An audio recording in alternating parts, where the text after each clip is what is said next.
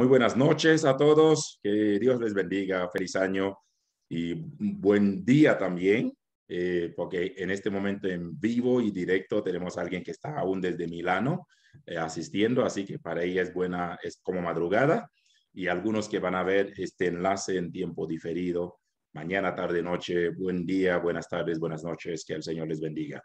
De seguro David, a Isaías, también pueden ir me atrevo a decir, recordándonos algunos principios que se ha dado a lo largo de estos 3 capítulos de Génesis. Hemos emprendido casi 10 clases y hasta ahora en 3 capítulos. Quienes están por primera vez, quienes están conectando, hemos emprendido desde el año pasado la travesía de estudiar el libro de Génesis.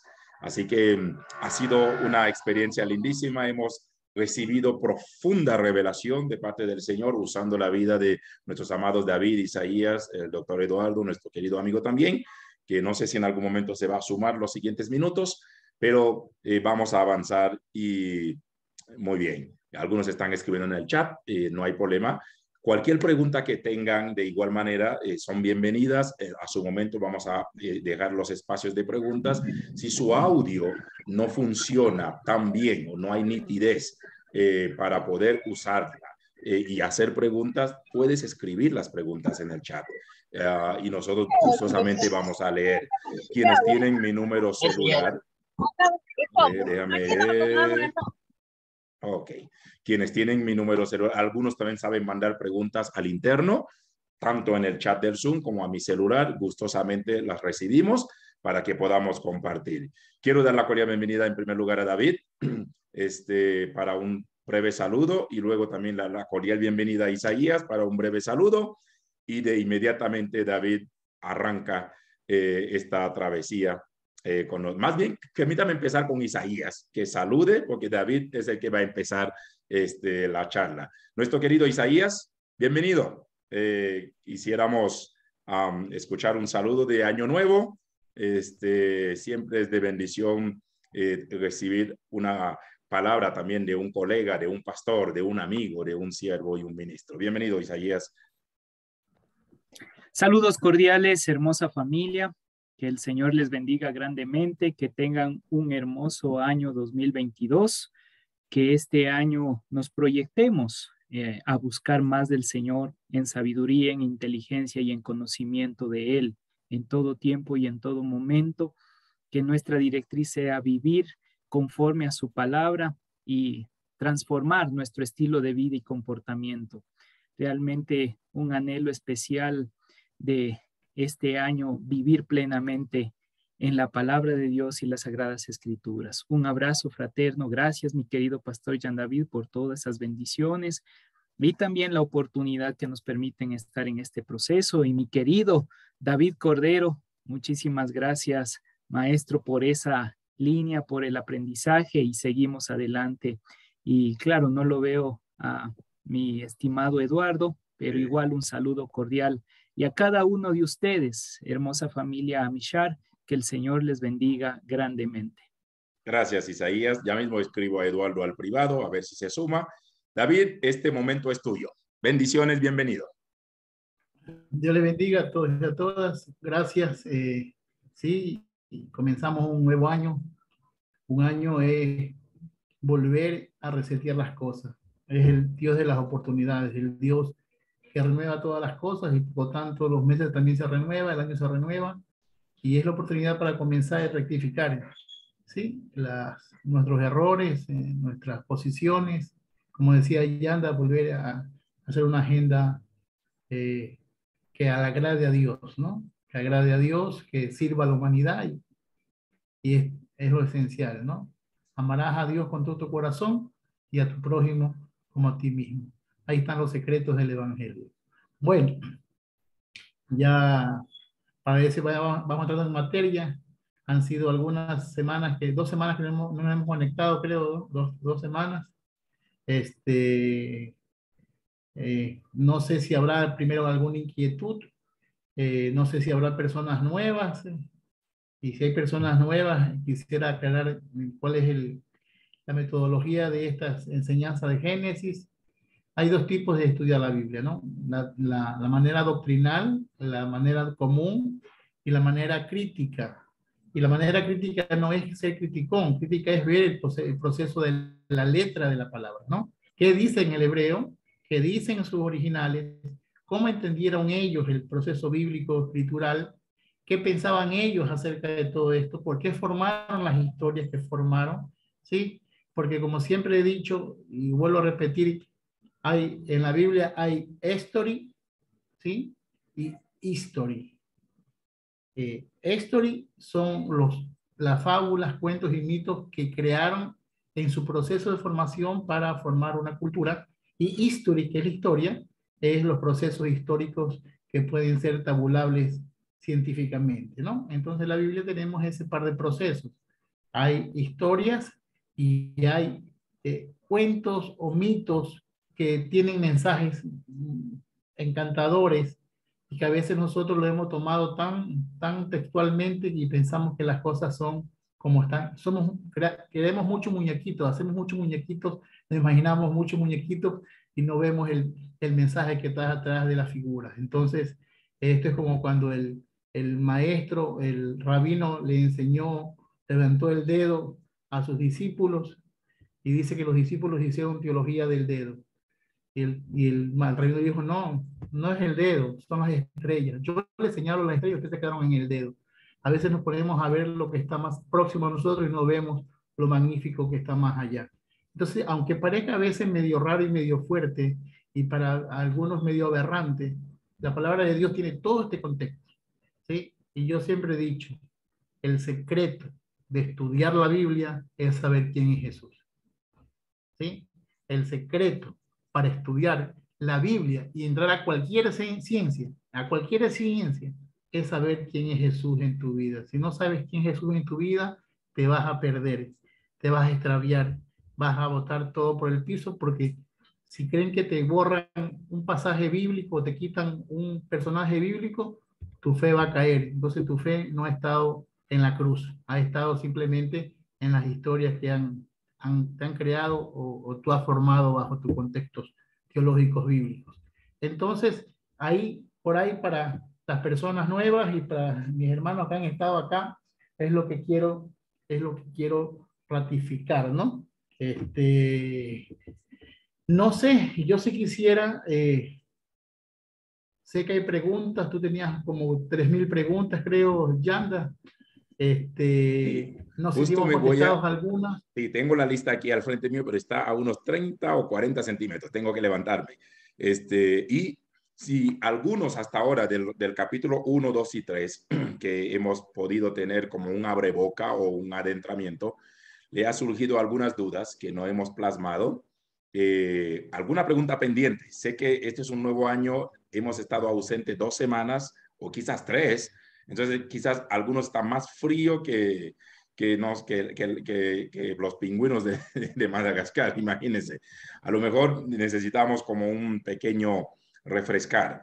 Pero si hubiera alguna pregunta pendiente que alguien se recuerda o alguien ha tenido a bien, que cree que no se ha sido tocado o quiere profundizar, ese es el momento mientras yo voy a buscar más o menos el listado que tengo aquí al frente.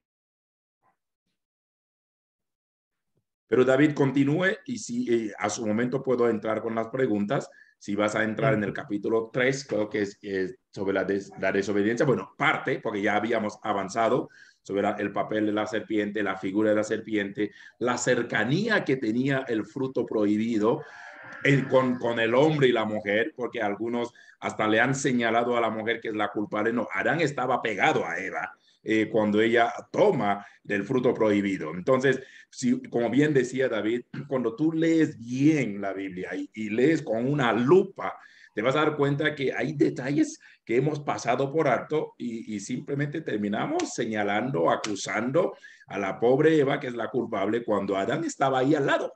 Entonces, estos detalles no hay que perderlos de vista a la luz de la palabra, pero hay muchos detalles pendientes en el capítulo 3. David, te dejo mientras yo busco la lista de... Bueno, está bien.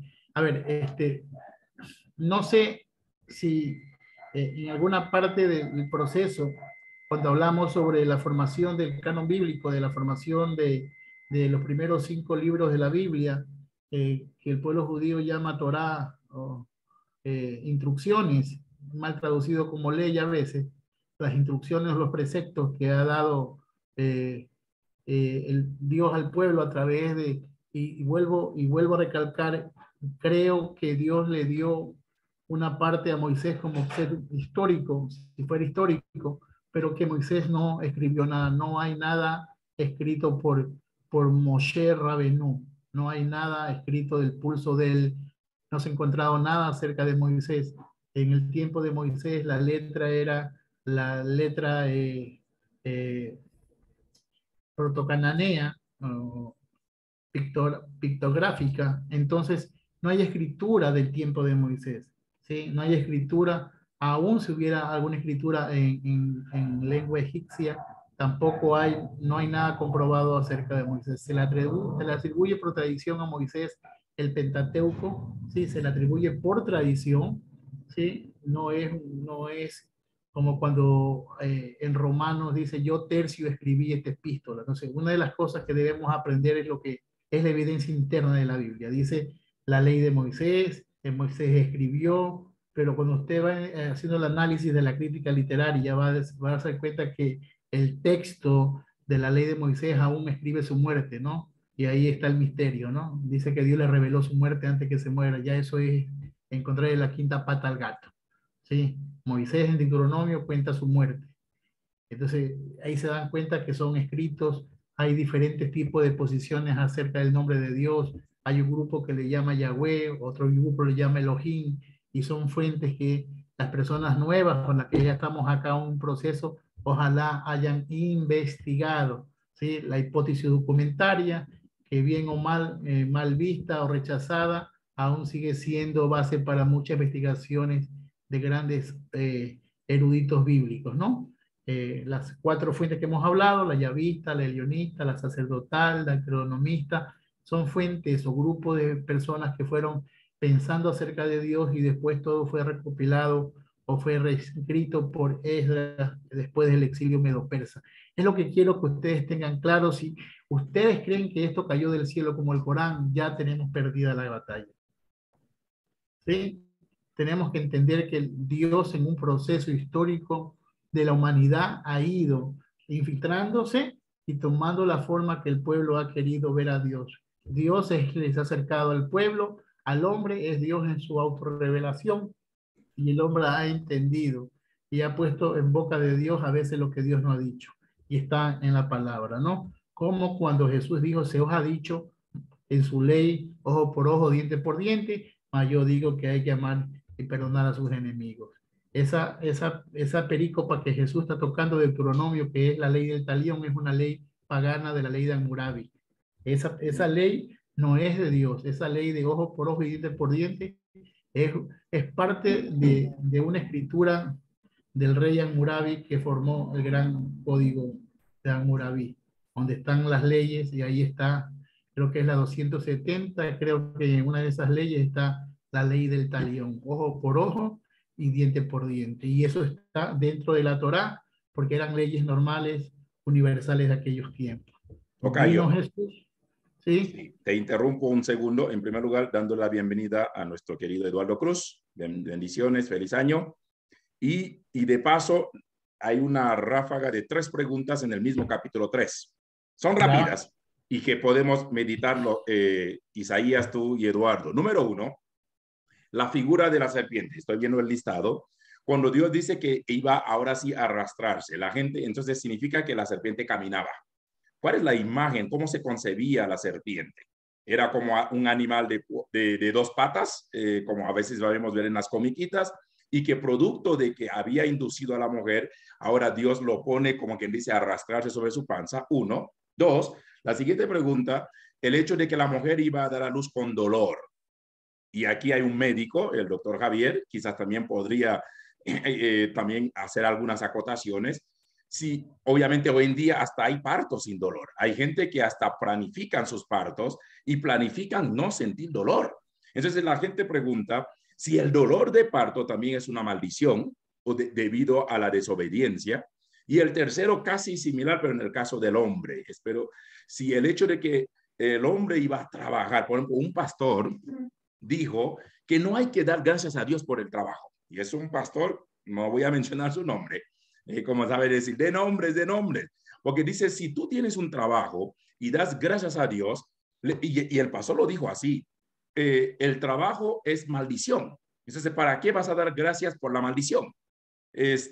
Porque si al fin y al cabo Dios permitió y le dijo al hombre, con el sudor de tu frente, es decir, te va a costar, me atrevo a decir, te va a costar lágrimas, sudor poder producir, y a partir de ahí él lo concibe como maldición. Entonces, la primera, si la serpiente era un animal de dos patas, o qué figura tenía para que Dios al final le diga en el capítulo 3 que iba ahora sí a arrastrar sobre su vientre. La segunda, si el dolor de parto es maldición, y hay más detalles porque la forma como Dios le dice a la mujer. Y el tercero, si el trabajo, la forma como Dios se dirige al hombre, de que ahora sí vas a tener que herniarte para comer, también es una maldición. Primero tú, y luego Isaías, y luego Eduardito. Bueno. Con las tres preguntas de una, ¿eh? Chuta. A ver, primero, yo creo que hay que primero, para contestar la pregunta en una forma seria, hay que entender que es una formación de cómo ellos concebían los castigos en el proceso histórico de ellos. Esto es un mito. Esto no es real. Es decir, perdóneme que le dañe su fe, quizás para algunos, pero yo no puedo, en mi posición... Ya Karen se está emocionando cuando dices eso. Yo no puedo por agradarles a ustedes o agradar al grupo. Yo no puedo, y he prometido ante Dios que lo que Dios me ha dado lo voy a hacer con eficiencia.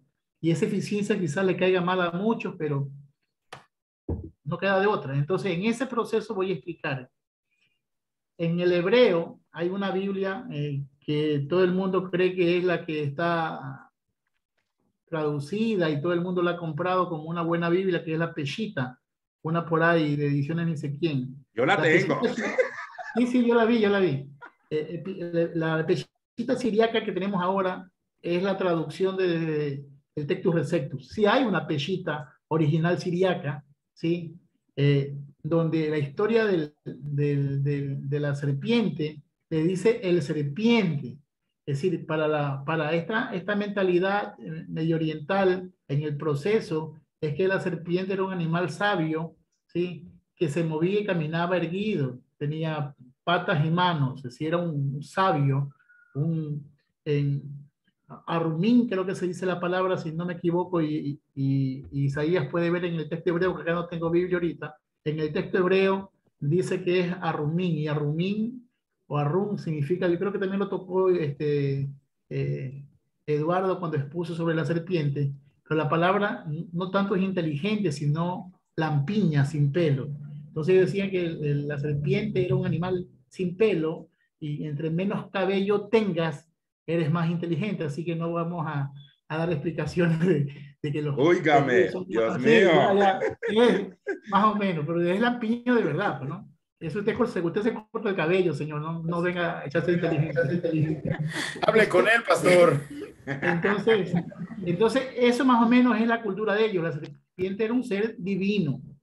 Después la hicieron mala, como le hemos explicado con Eduardo o con Isaías, creo que estaba también. La serpiente es un animal mítico que aún los tienen los faraones en la cabeza, la corona de los reyes de la sabiduría es la serpiente.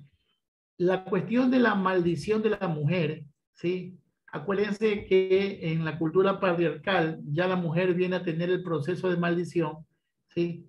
Y aquí está el problema, que igual como la maldición del hombre que tiene que comer con sudor de su frente, yo creo que eso le pasó porque Adán no había estudiado.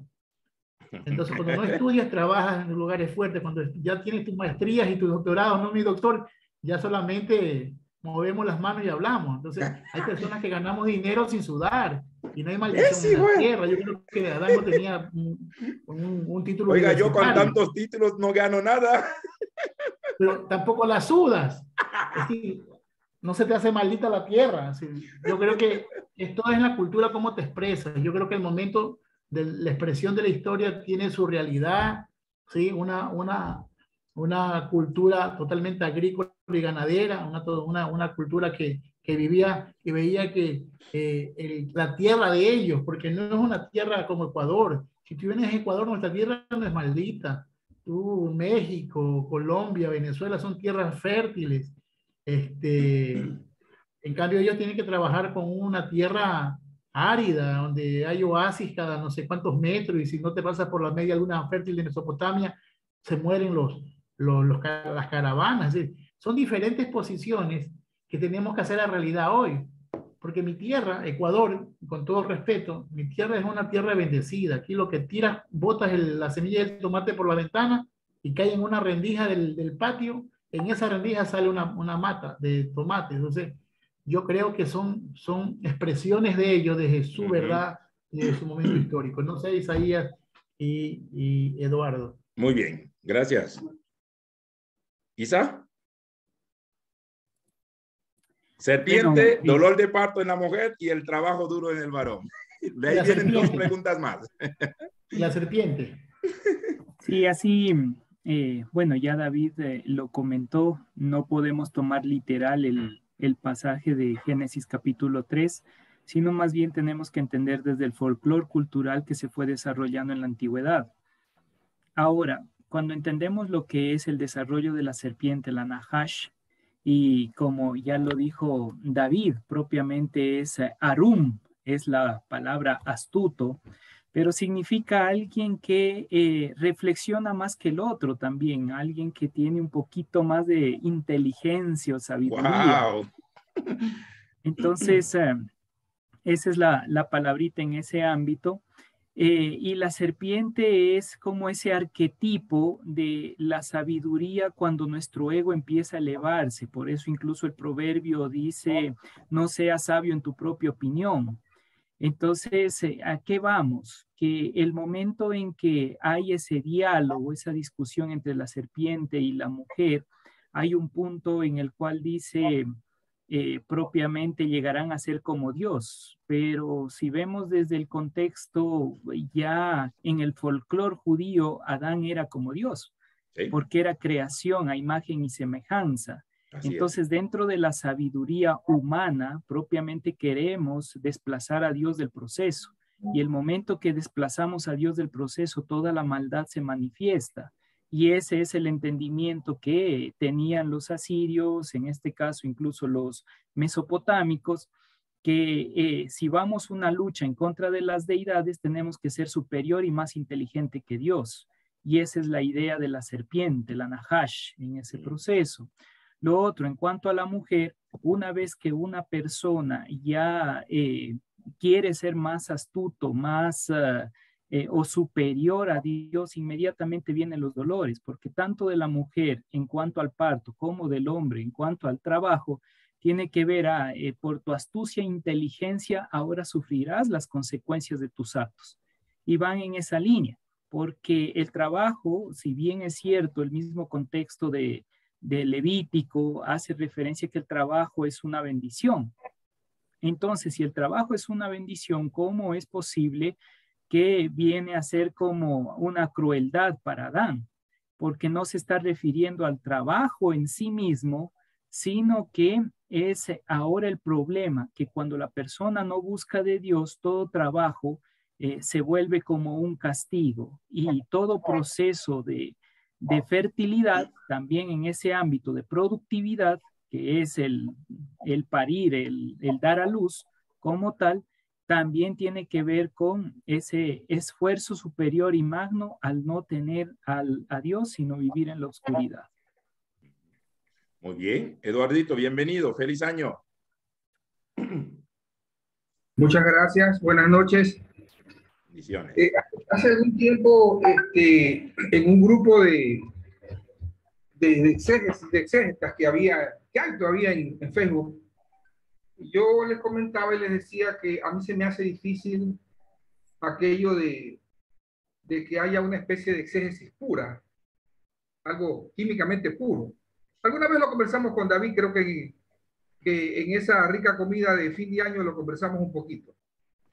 Y no dejaron, sin vergüenza. Fíjense, por ejemplo, hoy en la noche, más allá de la postura de cada quien, ha habido bastante hermenéutica. Porque justamente los símbolos se prestan en el inicio para hacer exégesis, pero luego devienen hermenéutica. Los relatos estos que se están comentando son relatos míticos, ya lo dijo David, y tienen un carácter etiológico. Cuando hablo de etiología, estoy hablando de aquello que intenta explicar la causa de algo, ¿no? En este caso se trata de explicar la causa del dolor, la causa del sufrimiento, y como ya le dijeron los compañeros, no hay que ahondar más en el tema. Creo que los textos intentan explicar por qué se produce ese sufrimiento o ese dolor en los diferentes ámbitos. Y bueno, hay muchos que sostienen unas teorías u otras, pero me quedo con esa teoría, quizás me suena un poco más como que la noto más contextual, con aquello de que la introducción del conocimiento o la introducción de la sabiduría en la humanidad es lo que le hace a él perderse, ¿no? Porque no usa la sabiduría para el bien. O sea, digamos, él logra conocer cosas, pero no las usa para el bien. Y eso es lo que lo termina a él haciendo perder, ¿no? Por una parte, creo que sí es interesante, y haciendo una aplicación pastoral, que cualquier tipo de conocimiento que uno tenga, puede ser conocimiento general, conocimiento sensorial, el conocimiento propiamente duro o el conocimiento escritural, lo que sea, cualquier tipo de conocimiento puede pervertirnos si no lo manejamos. El tema es que a veces el conocimiento o la sabiduría nos maneja a nosotros. Pero bueno, hay que seguir discutiendo un poco más, Perfecto, pero perfecto. Son textos para mí etiológicos, intentan explicar la causa de los males del ser humano. Muy bien. 3 preguntas más para ustedes 3 y luego vamos a dejar la plataforma habilitada para el público en vivo y directo. Son preguntas que han estado llegando. Hay una que acaba de llegar al chat que ya se lo voy a leer. En primer lugar, y aquí creo que David hizo un aporte magistral desde la creación de la mujer. Cuando el Señor le dice a la mujer en el capítulo 3:16, tu deseo será para tu marido y él se enseñoreará de ti. Y creo que es un versículo bastante mal interpretado, ¿no? Y la pregunta es, ¿cuál es la opinión?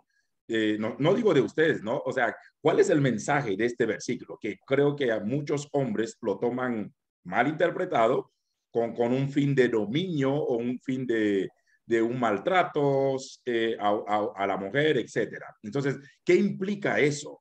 La segunda pregunta dice, bueno, si la serpiente entonces no les dijo nada nuevo al hombre o a la mujer, entonces, ¿dónde radicó el pecado? Y casi creo que Eduardo lo dijo al final, ¿no? Quizás fue el mal uso del conocimiento, de la sabiduría que Dios le dio. Entonces, ¿dónde radica el pecado allí? Y la última pregunta que está escrita aquí dice, buenas noches, tengo una pregunta, la cual es la siguiente. Se entiende que Adán y Eva estaban en comunicación, pero algo que llama mi atención es que del capítulo 2, versículos 16 y 17, dice al hombre lo siguiente, y mandó Jehová Dios al hombre. A ver, si la persona sigue escribiendo, ya me está, alguien acaba de escribir y ya me perdió el chat. Dame un segundito. Dice, y mandó Dios al hombre diciendo, de todo árbol del huerto podrás comer, mas del árbol de la ciencia del bien y del mal no comerás, porque del día que de él comieres ciertamente morirás. Pero Eva, en el capítulo 3, dice lo siguiente, pero del fruto del árbol que está en medio del huerto no comeréis ni le tocaréis para que no muráis. Pareciera que Eva añadió un poquito. Mi pregunta sería, dice la persona, ¿Eva estaba mintiendo a pesar de que en ese momento aún no podían mentir? ¿O eso se considera una mala comunicación? Acaba de subir esta pregunta al chat. Número 1, el versículo 16. La mujer, su deseo será para su marido y él se enseñoreará. Número 2, sobre en sí donde, se habló de alguien escribe la desobediencia. Entonces, si Isaías dijo, bueno, la serpiente les dijo esto, iban a ser como Dios, pero ya eran Dios. Entonces, ¿qué de novedoso le dijo el diablo o la serpiente al hombre? Y que los llevó más bien a esa desobediencia. Y por último, la pregunta que acabo de leer. David y luego Isaías y terminamos con Eduardo y de ahí vamos a dejar un espacio para que el público de manera en vivo pueda hacer alguna pregunta. Ya estamos cerrando el capítulo 3. Ya vamos a ver si empezamos con algo del capítulo 4, Caín y Abel. Pero David, te escuchamos. Bueno, vuelvo a caer en tiempos. Cuando se forma el capítulo 2 de Génesis, ¿sí? Ya es el tiempo de los primeros tiempos del rey David, y ya tenían toda la mentalidad, todo el proceso del patriarcado. Entonces, una de las cosas que debemos entender es que el patriarcado, ¿sí?, afecta mucho la posición histórica, y cada uno va a escribir desde su posición. La cuestión de enseñorear realmente es como liderar, pero ya en el proceso de la cultura, ¿sí?, ya es como un castigo y la mujer tiene que vivir bajo el deseo del hombre, y así se manejaron las mujeres en Medio Oriente. La que creo que fue más rebelde fue una babilónica, que fue Saraí, que hasta lo mandó a acostar a su marido con la esclava. Ella era la matriarca. Ahí ves una historia diferente, es decir, las historias que vienen de pueblos fuera de Israel, historias que se creen que son historias veterotestamentarias, ¿sí?, que son mucho más antiguas que la tradición, historias que ya están formadas en la forma oral, han pasado los procesos del patriarcado. Saraí era una matriarca y tenía el poder sobre el marido. Más allá, cuando quiere votar a la empleada, le dice, tu sierva es. Si no me preguntes a mí. Es decir, ahí no hay un patriarcado, aunque de ahí se va a ir filtrando ya el proceso de un patriarcado con la circuncisión de Isaac. Pero bueno, el proceso es histórico y es un proceso para manejar sus tesis y su patriarcalismo. La mujer tiene que ser dominada por el hombre, ¿sí? Acuérdense que en todas las culturas, las personas, no sé, en cultura general, siempre la que había gobernado había sido la mujer, aún en la naturaleza, ¿no? Está la leona, el león es el que hace bulla, pero la leona es la que caza. Sí, está la reina, la hormiga reina, no hay rey en las hormigas. Sí, hay la abeja. La abeja, sí. Entonces, todas las personas, los seres que daban a luz o daban vida eran divinos.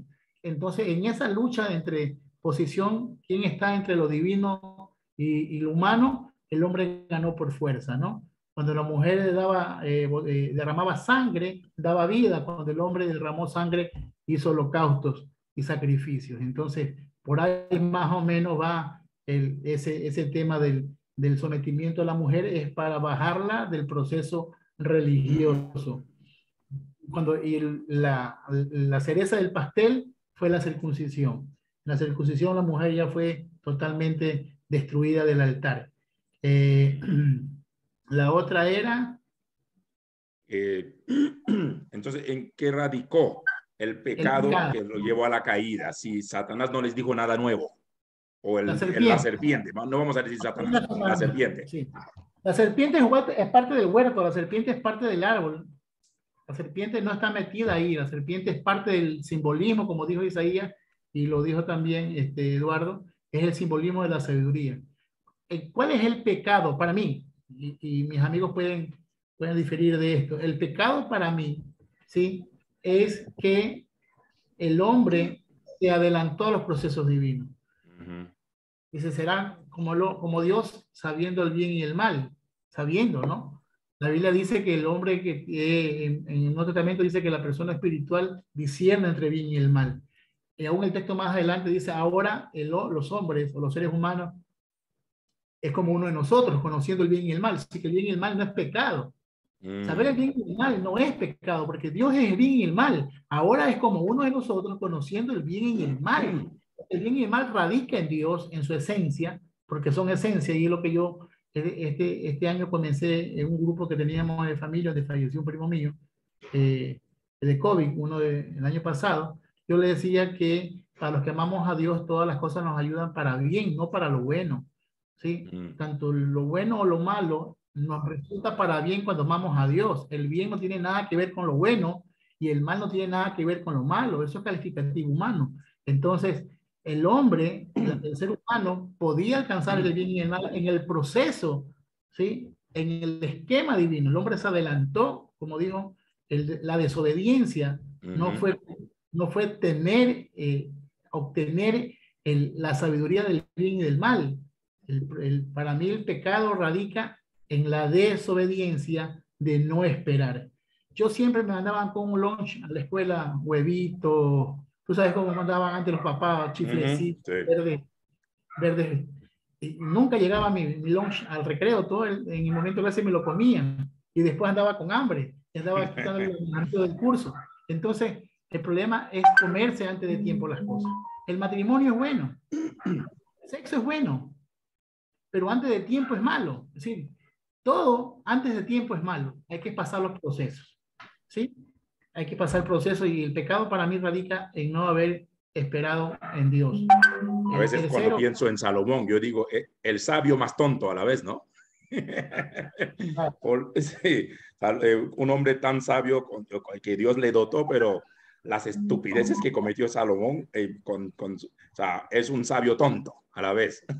Pero mira, y no me quiero agregar en esto, pero la historia de la serpiente con el hombre y Eva es un grito de protesta en el tiempo que se escribió la historia para atacar a Salomón, pues Salomón era Adán. La mujer que desvió a Adán del paraíso, del conocimiento divino, fue una mujer, y esa fue la Maqueda, la reina etíope, ¿sí? Y la serpiente es el gobierno egipcio, el conocimiento de la sabiduría. Es decir, ahí también puede haber una protesta de las escrituras, porque la Biblia se empieza a escribir como protesta. El inicio de todo pensamiento bíblico era para denunciar el pecado, era para denunciar los errores. La Biblia no se escribe simplemente porque alguien amaneció inspirado y escribió o redactó algo. Son protestas, son formas de explicar al pueblo lo que ha pasado. Y ustedes pueden ver en la figura imaginaria del Adán como Salomón, de Eva como la reina de Etiopía, y la serpiente como el conocimiento de los egipcios. David, no te vayas de ahí, no te vayas de ahí, antes de que hable Isaías y Eduardo.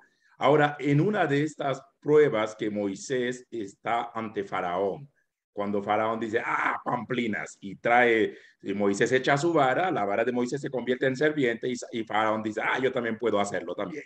Y luego manda a sus egipcios magos echar, y lo dice que la serpiente de Moisés tragó a la serpiente.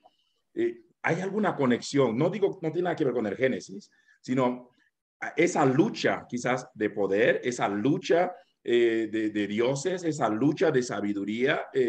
¿Hay algo que podemos rescatar en esta imagen o en este pasaje? Oigan, señores, y aquí quizás me vayan a... no me insulten, porque si me insultan pecan contra mí y contra Dios. Solamente yo les digo lo que dice el texto, y ahí me puede corroborar Isaías o Eduardo, que hemos estado, y tú mismo, sí me corroboras. En el texto no habla de serpiente. Cuando tira Moisés su vara, en el texto no habla de serpiente. Habla de lagarto o de un animal acuático. Lamentablemente, y ustedes lo pueden ver en el texto. Sí, ¿yo qué culpa tengo? Yo no quería insultarte, quería provocarte, viejo. ¿Yo qué culpa tengo que esté mal traducido el texto bíblico? Pero en el hebreo, por Diosito que dice eso. Ya no me van a jurar que me da todo. Por esta. Que no me más en vano. No estoy jurando en vano, estoy jurando por Dios. Eso dice el texto.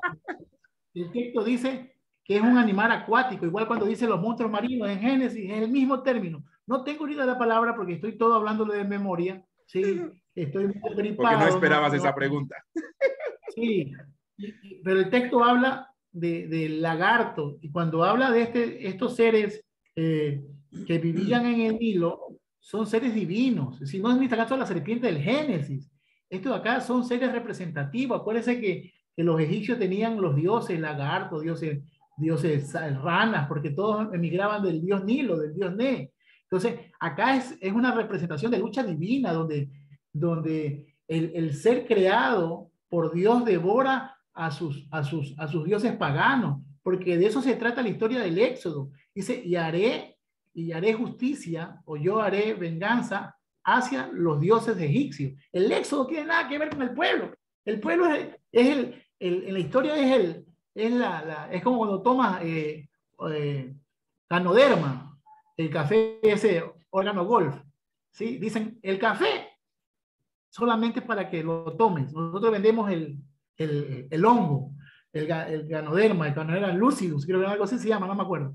Entonces, asimismo, en la historia, el pueblo sale liberado, pero la lucha, tú sabes, eso te di yo como deber, por eso me expulsaron de él, Satanás.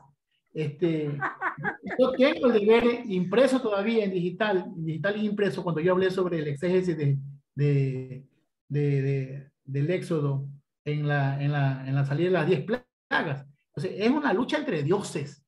Sí. Dios está destruyendo los dioses, por eso que apaga el sol, mancha el Nilo, daña a Api, al dios de los cachos que viven comiendo. Sí, es algo tan maravilloso. Ver la historia bíblica desde el contexto histórico, cultural, religioso, es una bendición. No hemos perdido esa bendición. Solamente vemos muñequitos, imágenes de la televisión de niños. O sea, la Biblia es maravillosa cuando se la entiende en su contexto, ¿sí? Igual cuando el faraón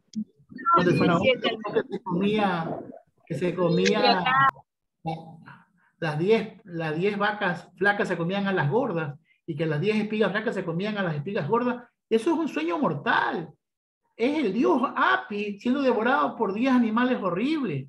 Es las espigas que salen del Nilo, espigas divinas que están en la orilla del Nilo, que le han de comer al dios Api, donde viven las ranas, donde vive Choquet. Sí, es todo un misterio, es una maravilla. Ojalá algún día tengamos el gusto de estudiar esta cuestión. Bueno, pronto iremos al Éxodo. Así que no olvides, no quiero que Isaías y Eduardo olviden la pregunta.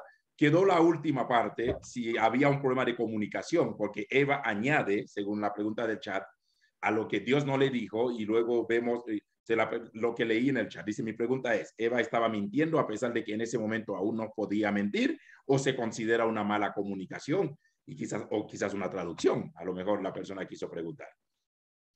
Lo que pasa es que cuando está en el proceso de la historia, no dice hombre, dice Adán. Si volvemos a la misma historia, la ley se lo da a los dos, cuando están juntos. No comerás, le habla a los dos juntos, no le habla al hombre solamente, le habla al Adán, están los dos juntos. Lo que sucede es que por ahí, este es el gran problema de la filosofía hebrea, de su característica de contar las cosas, es que ellas han visto en el proceso, yo no sé si ustedes han visto, las mujeres, y con todo respeto, no va a hablar nada malo de las mujeres porque estoy grabando, estoy siendo grabado, pero las mujeres son místicas.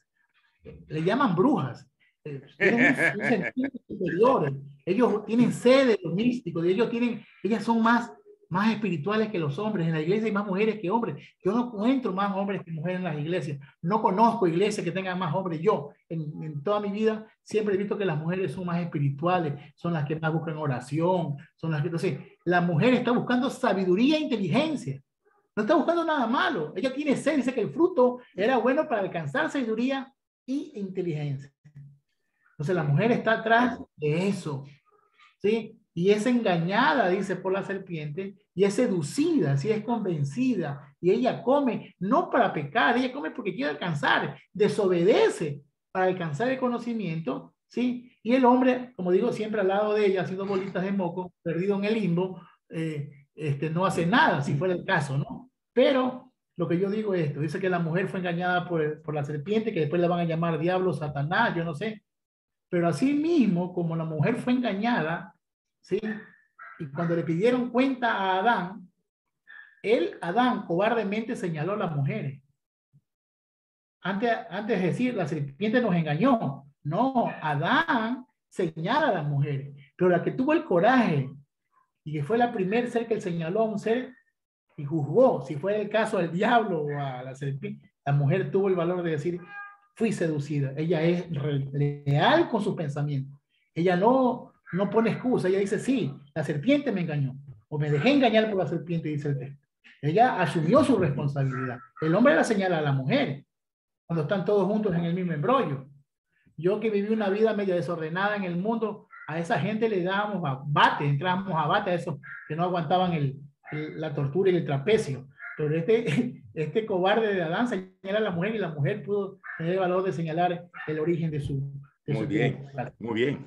Isaías, aunque la persona vuelve a reforzar la pregunta, dice, pero ¿cómo le habla a los dos si en el capítulo 2 aún no había creado Dios a la mujer? Ahí sí te voy a decir, vea los dos últimos enlaces, porque esto ya se explicó. Isaías. Listo, bueno, sobre el verso 16, en cuanto a lo que tiene que ver con esa última parte, y el deseo será para tu marido y él se enseñará de ti, estaba revisando algunos detalles acá mientras le escuchaba a mi querido David. Y la palabra que ahí aparece en cuanto a enseñorearse o será tu deseo previamente es teshujá. Y esa palabrita, teshujá o teshujá, viene de dos raíces, teshu, que significa doblegarse, y suk, que es la otra palabra que es alegría, gozo y aún existencia. Por lo cual esta palabrita como tal significa doblegarás tu existencia, llevando así al pensamiento de elevaste tu ego, elevaste tu orgullo, desobedeciste y ahora tendrás que ser humilde. Claro, como ya se ha explicado y David lo expresó, dentro de toda esa cosmovisión o contexto que ellos desarrollaban en cuanto al machismo, es una forma de establecer que ahora el que va a llevar el gobierno es el hombre, y ahí aparece la palabra yimshal. Y esa palabrita en hebreo, yimshal, que viene de la raíz mashal, que significa gobierno, directriz, también significa acción en cuanto a tiranía, en cuanto a yo voy a dirigir, aunque tú intentes ponerte, no importa, yo voy a seguir dirigiendo. Claro, uno diría, ¿cómo es que Dios permite ahora que el hombre llegue a ese nivel de tiranía y de gobierno?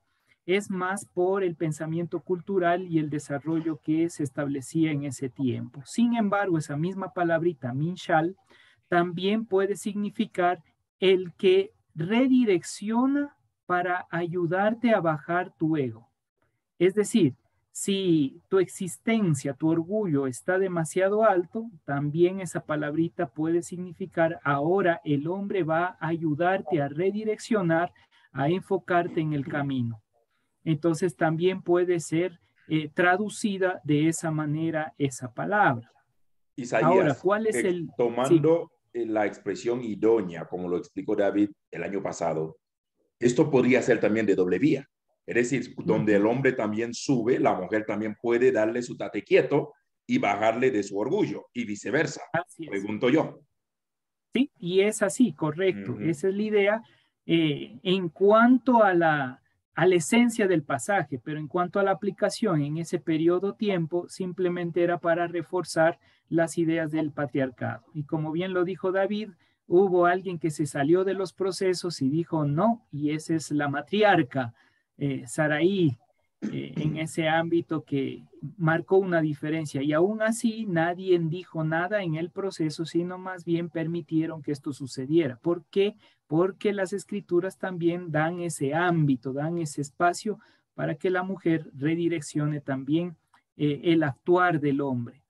En cuanto a esa misma línea, tratando de lo que es el pecado, que es lo que produjo pecar en sí, como ya se había dicho y tomando nuevamente las palabras de David, tiene que ver con ese pecado, ese ego, ese orgullo, esa vanidad del ser humano que le acelera a tomar decisiones sin reflexionar. Y uno diría, pero la sabiduría y el conocimiento nos ayudan a reflexionar, la inteligencia nos ayuda a reflexionar. Sí, pero cuando el ego está alto y uno piensa que es superior al otro y más sabio, toma decisiones sin reflexión. Por eso la humildad nos lleva a reflexionar antes de actuar. El ser humilde permite que hagamos una introspección, una reflexión profunda de nuestras vidas antes de tomar cualquier decisión. Por lo cual, si tomamos eso y el pecado tiene que ver con esa vanidad del ser humano, ese pecado que inició con Eva, Eva no está añadiendo, ni exagerando, ni poniendo algo más, sino que se está acelerando a los procesos. Está diciendo, wow, sí, podemos llegar a ese nivel incluso superior a Dios, por lo cual entonces podemos decir que no hay que ni tocarlo a esto, porque si no, sí podríamos llegar a un nivel mucho más alto de. Y ahí fue el error porque le sedujo, quiso ser parte de ese proceso y se dejó llevar por esa vanidad de destrucción. Muy bien. A ver si dejaron algo para Eduardito.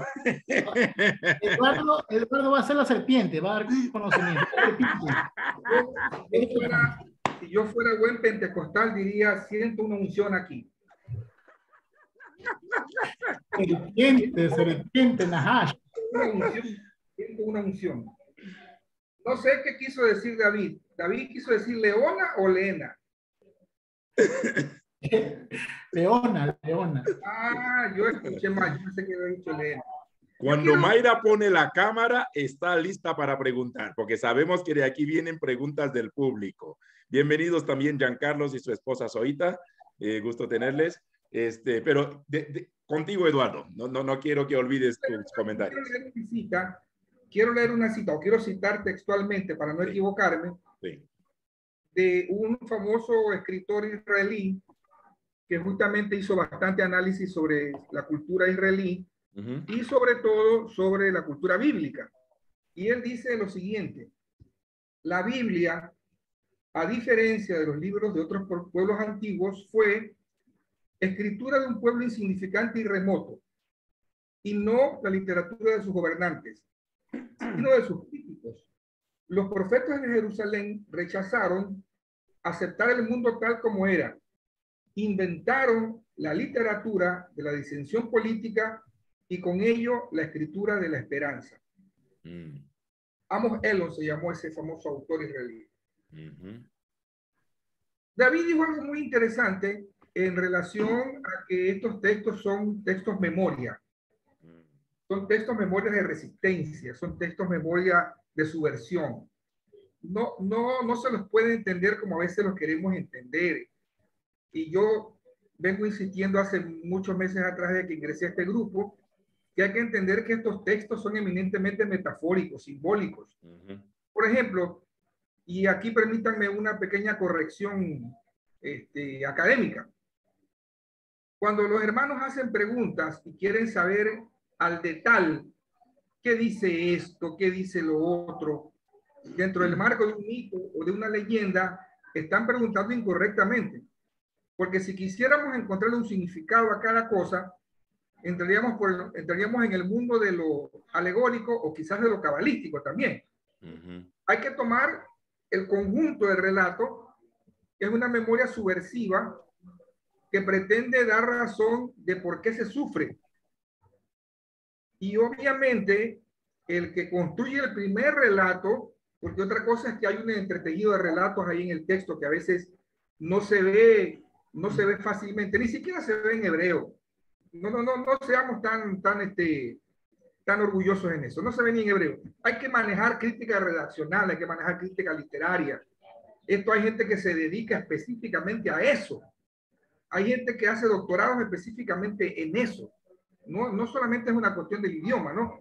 Es una cuestión de la estructura teológica, social, cultural que está detrás del texto.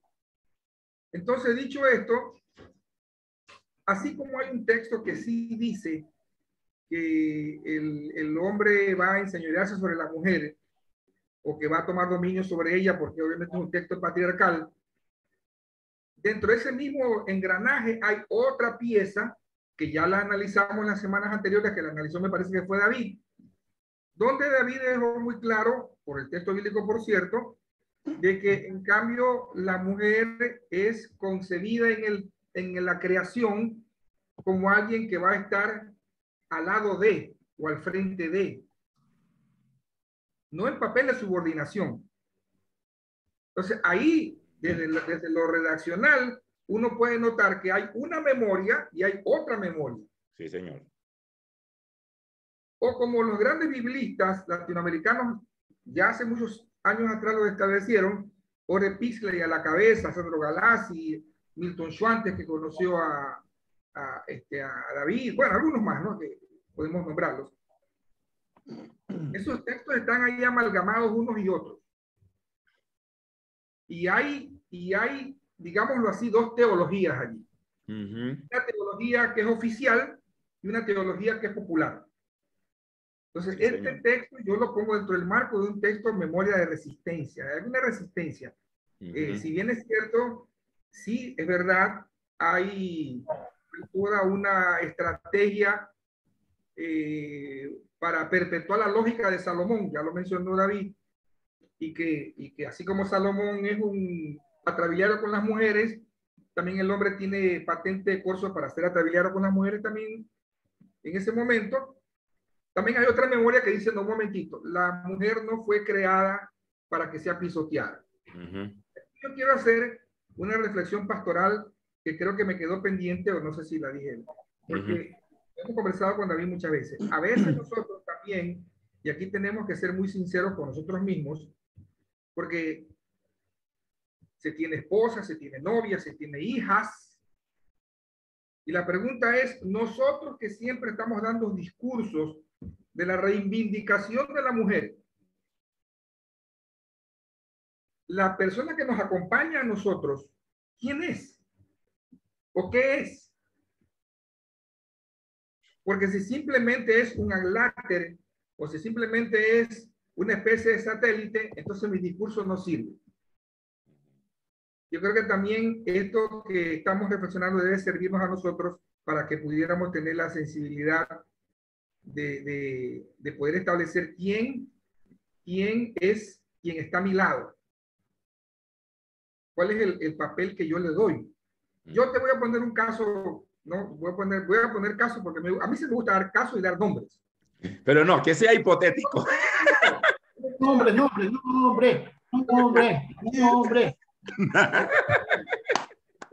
El pastor que tiene en el CNC 4 títulos. Y la mujer, el único título que tiene en el CNC es lavandera, cocinera, ama de casa, mamá. Y por favor, ¿de qué hablamos? ¿De qué hablamos? Bueno.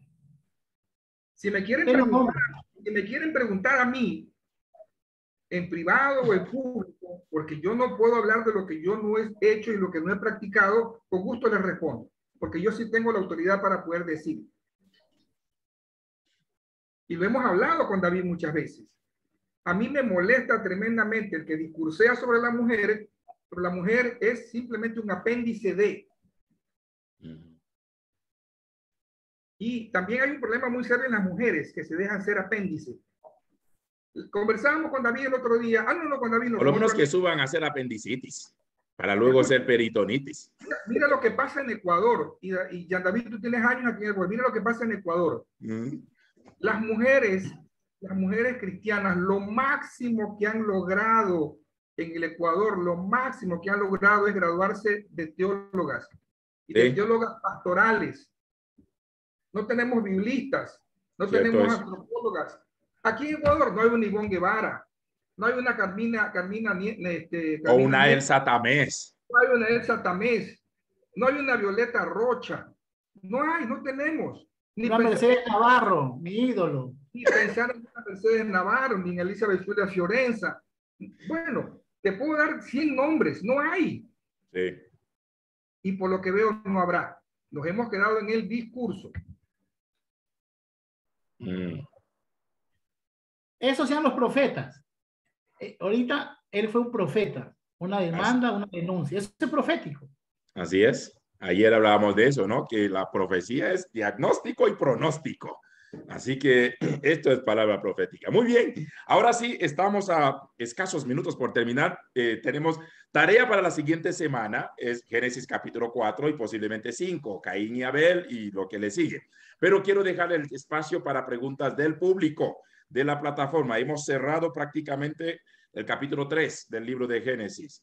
Y de seguro pueden surgir más preguntas. He tratado de ir haciendo preguntas conforme vamos avanzando los capítulos. Por eso el listado es enorme, pero como bien dijo David, hay preguntas que están muy sueltas. y no se puede dar una respuesta simplemente con una pregunta suelta. Entonces, ya de seguro una de las preguntas de la siguiente, ¿dónde Caín sacó su esposa? Y etcétera. Pero son preguntas sueltas. Entonces, imposible poder dar una respuesta si usted y yo no nos sumergimos. Alguien del público en este momento, aparte del chat que está disponible, quisiera hacer alguna pregunta, sea en base al capítulo 1 o al capítulo 2 o al capítulo 3 que estamos ya cerrando del libro de Génesis. Como le digo, cuando veo que Mayra pone video es porque ya estoy agarrándome porque se viene pregunta. Pero también dice que no, solo quería que la viéramos. Estás bella, Mayra. Fidel, creo que levantó o activó su dispositivo. ¿Alguna pregunta? Bienvenido. Todo esto que estamos aprendiendo, todo esto que estamos escuchando, nos deja claro que tenemos que destruir y deconstruir las imágenes, el aprendizaje que hemos recibido desde niños o, sí, desde muy temprana edad, acerca de la Biblia. Desde la casa. Sí, claro, claro, ya ahorita ya la figurita de la serpiente y la manzanita y el arbolito destruida, ¿no? ¿Cómo, mis hermanos, yo tengo el anhelo de retomar la lectura de la Biblia con un plan serio de lectura, pero qué consejos hoy por hoy nos podrían dar a todos los de la comunidad que estamos aquí en el discipulado?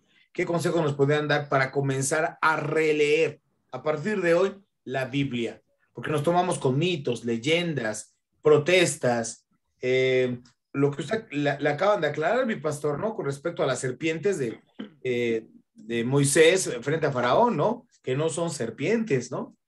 ¿Cómo podríamos comenzar a releer la Biblia? Porque también lo dice el pastor Eduardo, ¿no? Si nos vamos versículo por versículo, ¿qué significa? Pues esto va a ser una locura, ¿no?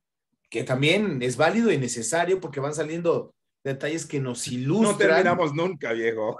Pero nos ilustran, ¿no? A mí me preocupa incluso hoy por hoy esos pastores que toman la Biblia literal y que aún hoy, y ya son pastores de mucha edad, hoy por hoy la aplican en la vida diaria y en la vida de sus iglesias, ¿no? ¿Cómo podríamos, si me lo permiten, y abusando del tiempo y de la opinión de los demás, cómo podrían recomendarnos comenzar a releer la Biblia en un plan serio, en un plan de construcción? Por favor. Buena pregunta. Consejos pastorales. Vamos a beber de los grandes. David, Isaías, Eduardo, a ver si al final puedo hacer un aporte. A ver, lo que yo puedo aportar a esa pregunta quizás se escuche medio complicado, pero para entender la Biblia, y yo creo que es la suma de 20, 30 años de estudio. Si lamentablemente, si tú quieres un plan de estudio para entender la Biblia tal cual es, tendrás que leer de, no sé, Eduardo, Isaías, David. Todo lo que hemos hablado, que parece poco en una hora, son 20, 30 años de estudio. Hay que leer 1000 libros, criticar 1000 cosas, destruirse, porque la palabra es de construcción, porque destruir es dejar nada. Nosotros no queremos destruir, queremos deconstruir, sacar lo que está mal y volver a posesionar. Es como un Lego. Entonces, en mi proceso de construcción ha durado 24 años. 24 años de aprender, de estudiar, de invertir, que son las cosas que no tenemos, no queremos ni estudiar y no queremos invertir. Invertir no en un curso de 50 años, no, yo digo es comprar literatura seria. Jean David tiene literatura seria digital, y Eduardo, mi persona, Isaías, pero ¿de qué vale mandar a leer un libro cuando ni la Biblia la leen? Son procesos.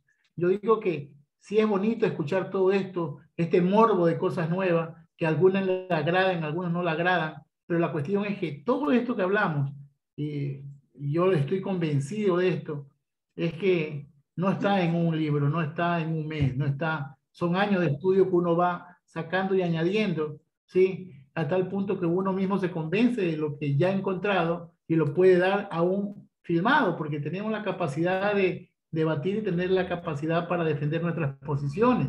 Sí. Entonces, mi querido ñaño lindo, esto es un proceso.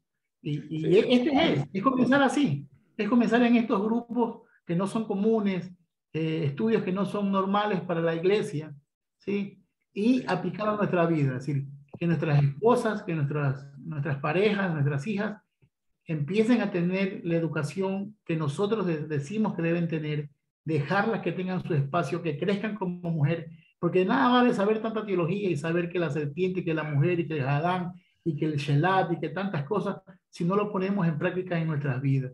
Ojalá este grupo, las mujeres se empoderen, Sí.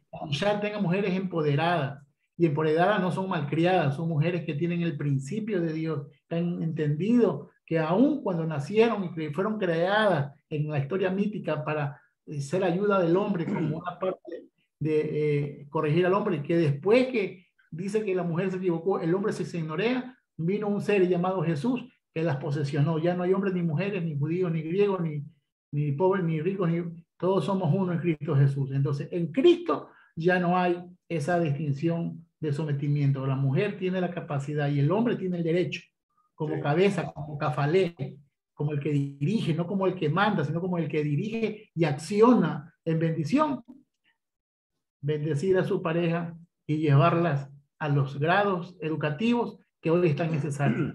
Eso es lo que puedo. Gracias, tocayo. Antes de que David, perdón, Isaías y Eduardo hablen, yo no, David habló de la palabra inversión, ¿no? Es inversión de tiempo y tiempo de calidad, pero también es inversión de recursos. Yo he visto a Isaías comprar libros de 50, 70 dólares y me manda la foto y le digo, ¿cuánto te costó? Tanto. Y uno podía pensar en... es para sacarte pica, solamente para sacarte pica. No, también te he visto a ti comprar libros de 100 dólares. He visto a Eduardo invertir cientos de dólares en un libro. Y lo seguro es que la gente piensa, y, no, yo con esto un chocolate, no sé qué cosa. O sea, es inversión de tiempo, es inversión de... yo le he dicho a veces a esta generación, lo intangible es lo que llevamos con nosotros. La gente no cree en la formación. Yo termino algo, yo quiero estudiar más. He aprendido, termino una carrera, termino un posgrado, termino algo y digo, no, hay algo más, hay algo más, hay algo más.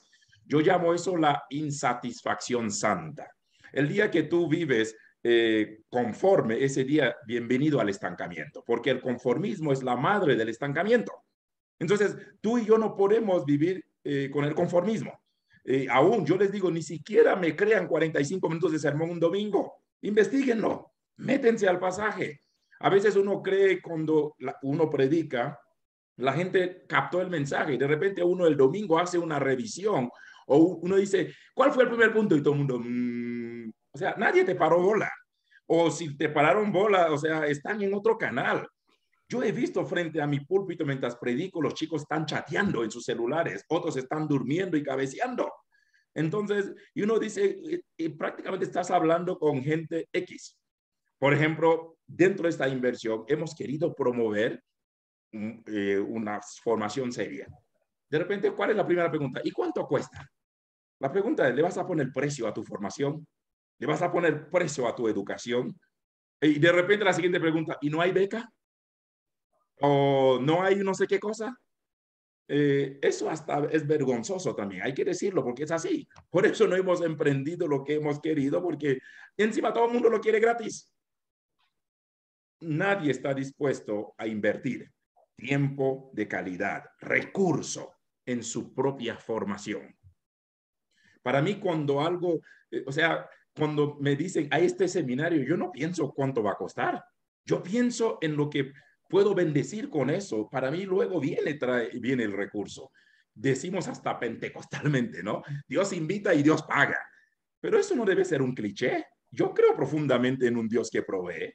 Creo profundamente en un Dios que respalda los sueños de sus hijos. Entonces, si algo te cuesta, por Dios que lo vale. Es más, si algo no te cuesta, entonces Dios no es digno de él.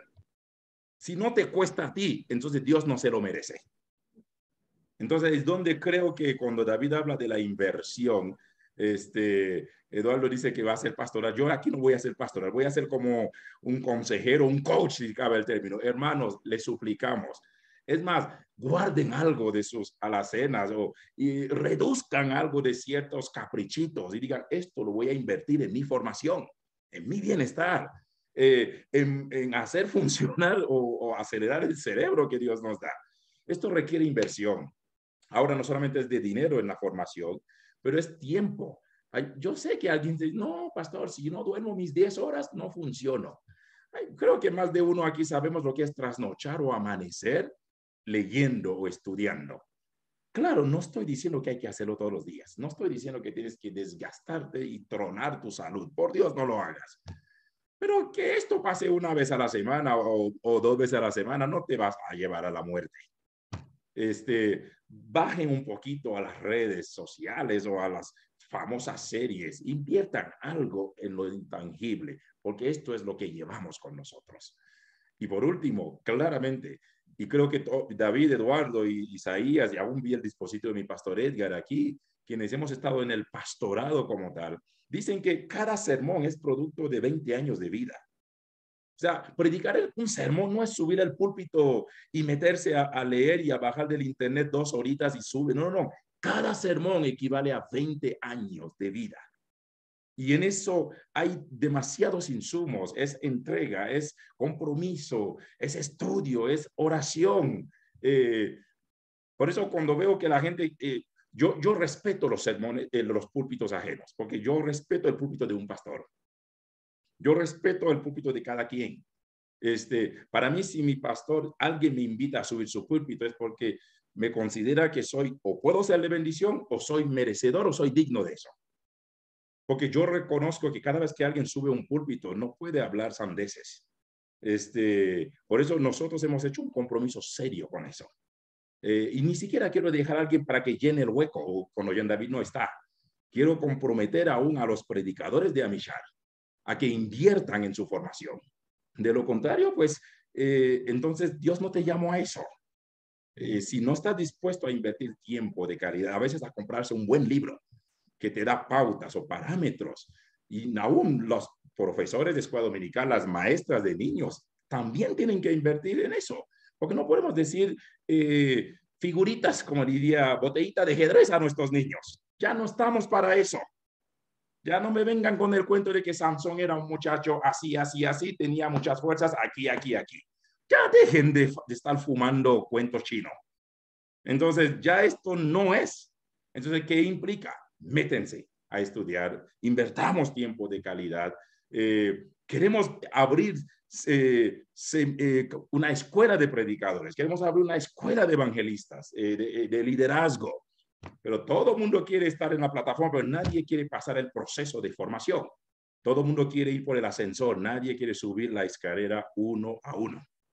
Entonces, creo que es ahora como yo responsable de Amishar, de este proceso en este momento. Les encomiendo, les exhorto. Y está bien, sé que hay reuniones por aquí, por allá, pero no es una reunión que debe ser no, investigue lo que está enseñando. Estudie lo que está enseñando a los jóvenes, a los niños, a las mujeres, a los adultos. Dejémonos de cuento chino. Y creo que hasta esto nos hace hasta ser hombres y mujeres éticos delante de Dios, porque dice la palabra, hay que trazar bien la palabra, trazar bien. Lo dice Pablo a Timoteo, tracen bien la palabra. O sea, decir algo, es que no, eso no está ahí. Eso no está ahí. David dijo algo, y creo que Fidel lo dijo. Hace poco estaba hablando con un pastor y él dijo algo, le dijo, disculpe pastor, con todo el respeto, pero eso no está en la Biblia. No, pero no, eso no está en la Biblia. Sí, porque me dijo, no, discúlpeme, yo soy muy literal y literarista. Y dije, ahí te quedaste a medias, viejo, te quedaste a medias. Porque no creo que estamos siendo serios ni estamos siendo comprometidos con ser estudiante a carta cabal de la palabra. Por eso cuando escucho a Isaías, escucho a Eduardo, escucho a David, y lo dijeron, no son 10 años, no son 20. Conozco a Eduardo 26 años. Conozco a David algo casi 20 años, Isaías de igual manera. Y los conocí estudiando, los conocí, ya tenían un trecho recorrido. sigo bebiendo de ellos. Entonces, esto no es de la noche a la mañana, familia. Y sé que más de uno puede estar medio tambuleando. Sí, por eso les animamos, estudien, pregunten. Y estamos para eso, para recorrer juntos este trecho. Empecé este año en Josué capítulo 1. Y claramente dijimos, si Dios si vamos a experimentar algo nuevo, tenemos que morir a lo viejo. Así que no esperen que las cosas van a ser igual. No esperen. Si alguien va a ser parte del ministerio, del equipo, de la familia Michal, del liderazgo, de la lista de los predicadores, tendrán que pasar el proceso. De lo contrario, hermanos, calabaza, calabaza, cada quien vaya hacia su casa. Así de sencillo. Pero tenemos que comprometernos, estar en la misma sintonía, estar en el mismo canal para ello. Si no, no vamos a leer. Si no, estaremos a paso de cangrejo. Así, así, así, así, así, así. No, tenemos que estar juntos en este proceso. Así que gracias. Y qué buena pregunta, Fidel. Lo primero, como dijo David, invierta tiempo, invierta aún tus recursos, si es posible. Trabaja en tu propia formación. Estos días terminé un posgrado, dije, bueno, voy a descansar un par de años, pero voy a actualizarme de manera autodidacta. En serio, pero voy a seguir estudiando, voy a seguir aprendiendo, porque esto es parte de la excelencia que ofrecemos a Dios también y ofrecemos a la gente. Entonces, este es un compromiso serio. Isaías, ¿algún consejo final? Y luego Eduardito, con respecto a la pregunta de Fidel. Sí, muchas gracias. Realmente, bien lo dicen, esto no es de la noche a la mañana, es un proceso constante y para ello demanda disciplina. Si uno sabe que no es disciplinado para esto, como me dijeron en el ejército, no es esto para ti, porque la disciplina como tal es algo que nos demanda tiempo, esfuerzo y vida. Y entender que si somos disciplinados para el estudio de las Sagradas Escrituras, demanda vida. ¿Por qué? Porque está dedicando su tiempo para eso, y el tiempo es vida.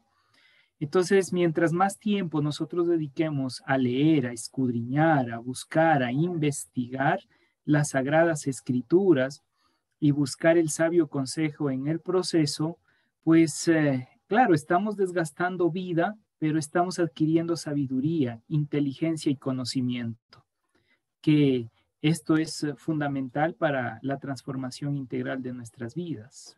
Y ese proceso de invertir, sí, hemos invertido no solo tiempo, sino también dinero. Dinero y ahorita en mi cumpleaños mi esposita me regaló 2 libros. Me dijo, ¿qué es lo que deseas? Y no me hizo más preguntas, dijo, ya sé. Y nos fuimos a Mr. Book y vimos libros y me compró 2 libros. Y trasquilaste el bolsillo de tu esposa. Eso.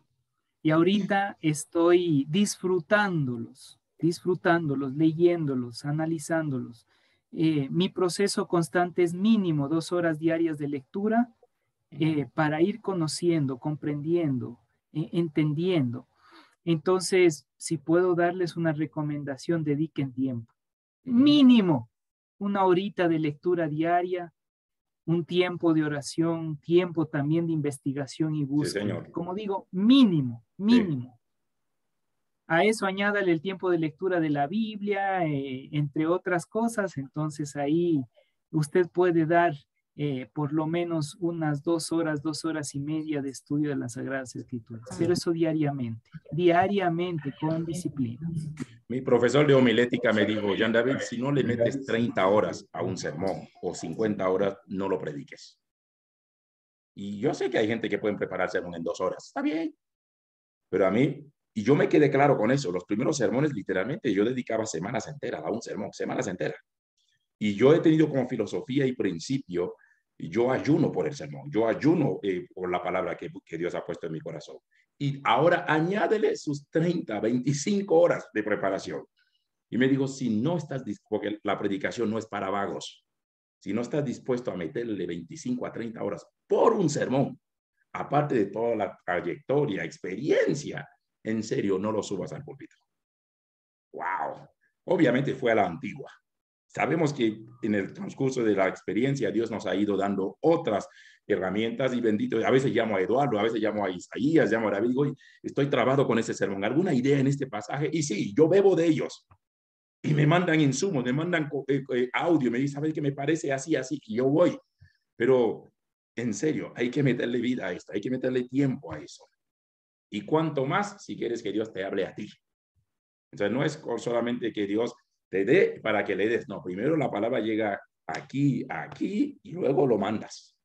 Porque de lo contrario, en serio, si la palabra no te quebró, no te torturó, no te hizo trizas, no lo subas al púlpito. No vale. Entonces, esto es parte de esta disciplina, ¿no?, que hemos adquirido, de esta filosofía. Ha sido una aventura. Es bonita.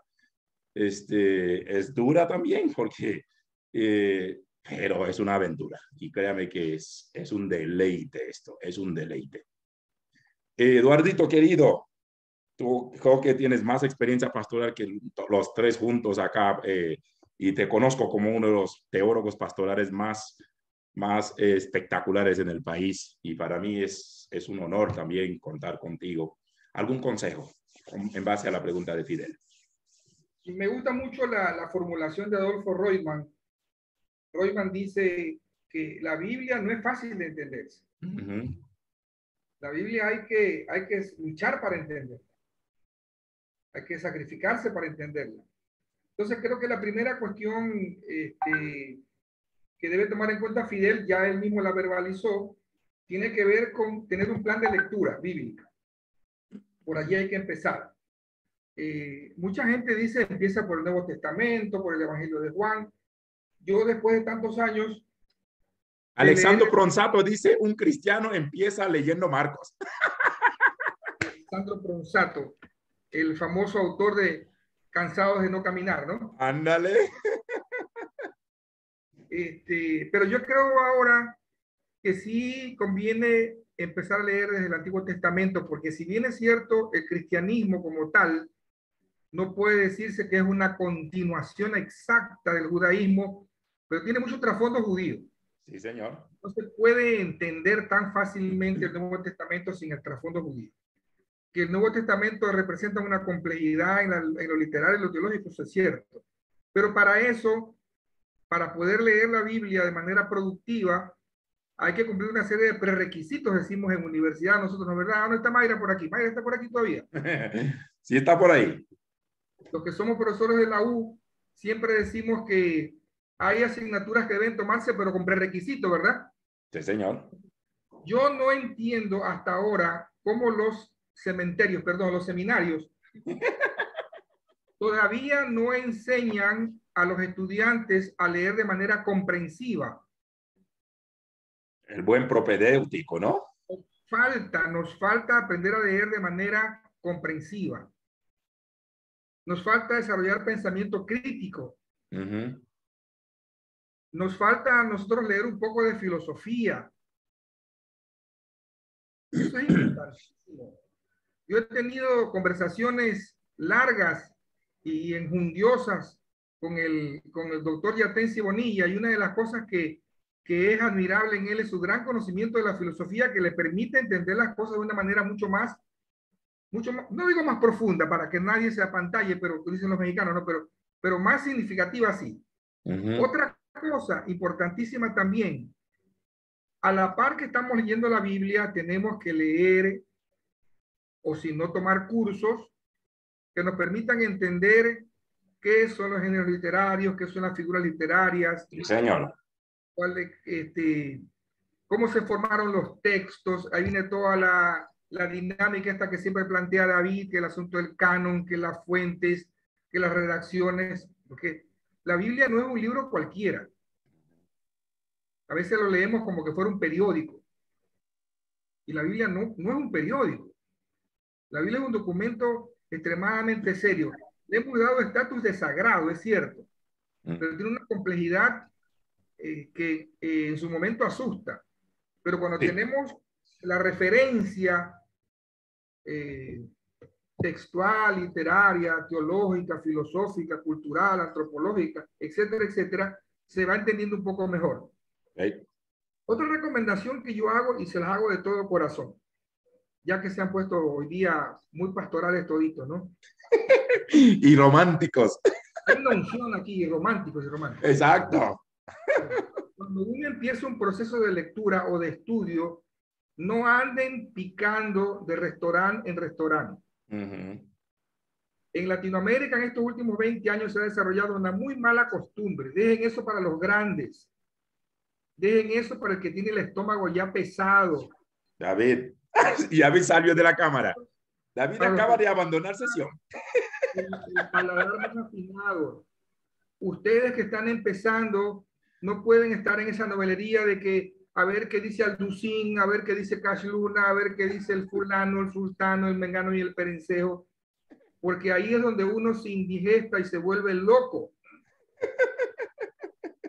Andan saltando como sapo de poza en poza. Cristianos bomberos, les encanta ir donde hay fuego.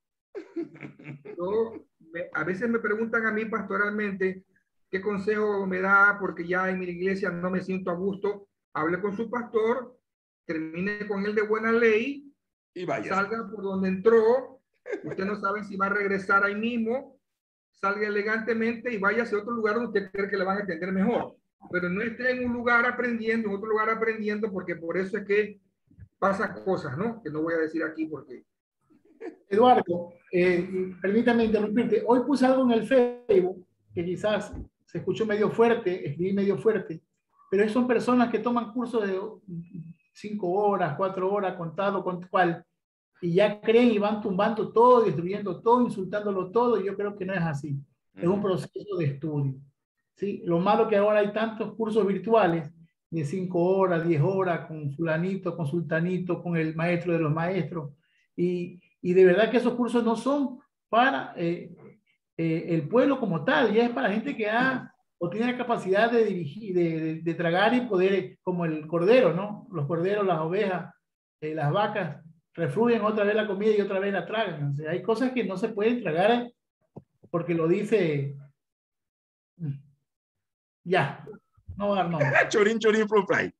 Una recomendación, un par de recomendaciones más. Una recomendación que les doy, la penúltima, afinen el gusto de tener amistades que ustedes saben en el mundo académico que les pueden aportar. Porque nadie es experto en todo. Sí. Tenemos fortalezas en unos aspectos y debilidades en otros, en otras. Entonces siempre es bueno cultivar un grupo de amigos a los cuales uno puede consultar. Uno les puede llamar, uno sabe que tiene la confianza, les pueden llamar y después decir, mira, aquí estoy trabado en esto, estoy trabado en lo otro, afíname esto, aclárame esto, dime por dónde va el asunto, ¿no? Por ejemplo, en el caso de la teología pastoral o en el caso del ministerio, ya David lo conoce, Isaías también, no sé si David lo conoció, Wilfredo Canales es realmente espectacular. Okay. Hablar con él del tema iglesia, el otro día le llamé para hacerle le hice una preguntita. Es un deleite. Y él me dio una cátedra al estilo Humberto Bullón cuando le pregunté qué era posmodernidad. Y en el pleno frío de Quito me dio una clase como de 1 hora y pico y no pagué. Y la otra cosa que he aprendido en el camino también es, no leamos solamente teología, no leamos solamente Biblia, leamos también otro tipo de literaturas. Sí, señor. Que nos permiten tener una formación mucho más cabal. A mí, por ejemplo, me encanta mucho la filosofía. No es que soy filósofo, no soy divulgador filosófico tampoco, pero me ayuda mucho a entender. Y bueno, ahí podemos seguir hablando mucho más, ¿no? Gracias. Para terminar, Alfredo, ¿alguna pregunta? Con eso terminamos. Creo que activaste tu dispositivo. Espérame, pastor. Fidel. No, se echa mucho rato. A tu hijo, a tu hijo, Fidel. No, Fidel. Sí, yo. Desconecta. Mutenlo. Te voy a desconectar. Ya, dale, Alfredito. Ni a su hijo le deja vivir, ni a su hijo le deja... Exacto. ¿Sí me oyen? Sí, papito, dale. Patriarcal. Así es. No, Fidel, le toca a tu hijo. Dale, Alfredito, dale. Perdón, va a ser rápida y creo que es más como provocadora para ubicarme. ¿Ves? Más adelante. En 3 capítulos adelante viene el relato del Arca de Noé. Ah, ya. Este relato, esta escritura, también entra como una parábola para explicar algo. Bueno, siga provocándote y espere que lleguemos a este capítulo. Dirían en mexicano clarinete. Ya hiciste tu catarsis, te escuchamos, Alfredito. ¿Qué el papá? Dale, Fidel, tienes 30 segundos porque vamos a terminar. Yo creo, hermanos de Amishar, que tenemos hoy por hoy un compromiso muy grande, porque eso no solo es de construir nuestro conocimiento bíblico, sino también a las personas que nos rodean y que se dicen ser también cristianos, porque hoy por hoy el conocimiento nos obliga a corregir y a redarguir, también como lo dijimos en algún momento, mitos, leyendas, malas interpretaciones, todas esas cosas. Y voy a hacer un ejemplo. Mi mamá, con todo respeto, mi mamá, estando en la mesa, platicando con mi hijo Sebastián y mis otros muchachos, hablamos del vino y sobre Jesús y cómo Jesús transforma el vino, y lo hablamos de una manera coloquial, y mi mamá y mi hermano, que se dicen cristianos, inmediatamente se levantaron diciendo herejía, herejía. Entonces, si te topas, yo los animo, hermanos de Amishar, que no blasfemáramos. Que no blasfemáramos. Entonces, yo creo, hermanos, que hay que tener claro que tenemos que predicar el evangelio, y predicar el evangelio el evangelio correcto a todos aquellos que nos rodean y que se dicen ser cristianos. Sí, señor. Muy grande la responsabilidad. Gracias. Sí, lo es. Bueno, es como mi mamá que me quiso dar una camisa amarilla el 31. Le dije, ay, viejita linda, cosita linda. Yo, aparte que no me gusta el color amarillo, no voy a estar durmiendo con camisa amarilla el 31, mami. O sea, tan grandes y creyendo en cucos, ¿no? Como dije el domingo, no. Pero sí, paganismo, exactamente. Así es, y durmiendo con calzones amarillos, vistiéndose de amarillo, sí es un asunto del gusto y que te queda perfecto, pues si dice que lo vas a poner el 31 con él, no, ahí sí te fumaste el paganismo, pero bien regacho, definitivamente. Entonces, bueno, yo creo que para terminar, este cambio empieza cada quien en su trinchera, ¿no? Y Fidel lo dijo, ¿no? La Iglesia Amishar tiene este compromiso desde la Iglesia Amishar, con la Iglesia Amishar, pero cada uno de ustedes tiene tenemos la oportunidad de empezar a promover esto desde nuestras trincheras. Me han escuchado decir esto una otra vez. Cuando Dios nos da una revelación, nos hace ya responsable de ella.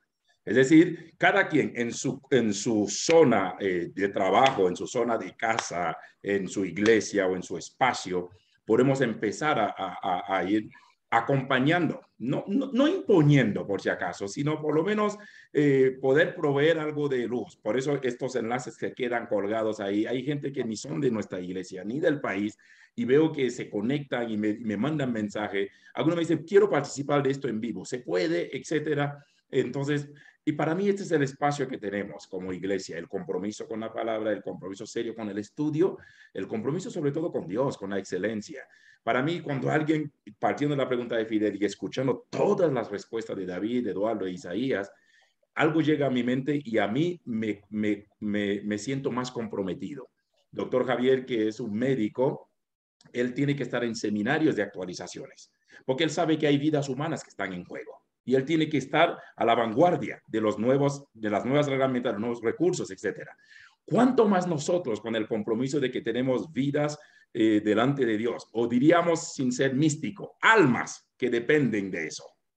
Este debe ser nuestro mayor compromiso, sabiendo que hay almas delante de Dios que necesitan que la palabra del Señor les toque.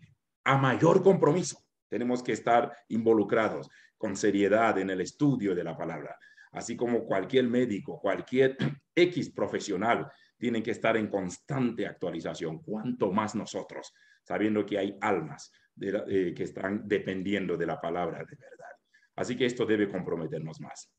Padre, gracias esta noche, aún esta madrugada, para Kenny, que está en España, Doña María en Italia, sabiendo que ya 3:30 de la mañana para ellos.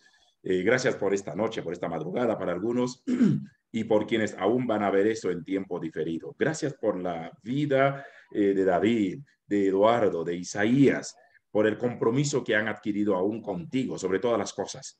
Y ahora ellos han adquirido este compromiso con la iglesia Amichar porque aman nuestra iglesia, son parte de ella. Nosotros nos sentimos tan honrados de contar con tremendos dignatarios, expertos y recursos del reino para la obra del Señor. Abrazamos este compromiso como iglesia, bendecimos la vida de nuestros hermanos, nuestras hermanas, bendecimos la vida de toda la familia Amichar, nacional, internacional y global. Bendecimos aún quienes se irán añadiendo a este gran compromiso de estudiar la palabra, aún sin ser de la iglesia Amichar. Pero, Señor, nosotros no pensamos en una iglesia. Queremos y tenemos una visión, una perspectiva global, una visión del reino, que tu palabra pueda tocar cada esfera, cada estatus de esta sociedad a nivel nacional, internacional y global. Gracias por el compromiso adquirido y te pedimos por quienes cada vez se están siendo más inquietados, desafiados por ti, por tu palabra, por tu presencia, por tu toque, a través de cada una de estas clases, jueves tras jueves. Honramos tu nombre, Señor, y gracias por esta noche en Cristo Jesús. Amén. Amén. Les cuento que este enlace va a durar no sé cuántos, pero por lo menos por 3 meses. Hemos podido ampliarlo. Igual siempre le estaremos mandando el recordatorio 3 horas antes, luego 1 hora antes, por si acaso lo borran. Pero póngalo en su calendario. Este enlace es casi 3 meses o 4 meses. El mismo que se va a usar para todos los jueves. Tarea para la próxima semana. Por favor, lean Génesis 4, Génesis 5, por lo menos. Esperamos poder tocar Génesis 4, pero lean los 2 capítulos conforme vamos avanzando y traigan preguntas si se les surge algo. Les abrazamos, les bendecimos mientras yo quito la grabación. Pueden despedirse unos a otros, hacer sus relajos como saben hacerlo. Que Dios les bendiga. Un abrazo y como siempre, como les dijimos al inicio, más bien un feliz y bendecido 2022. Bendiciones.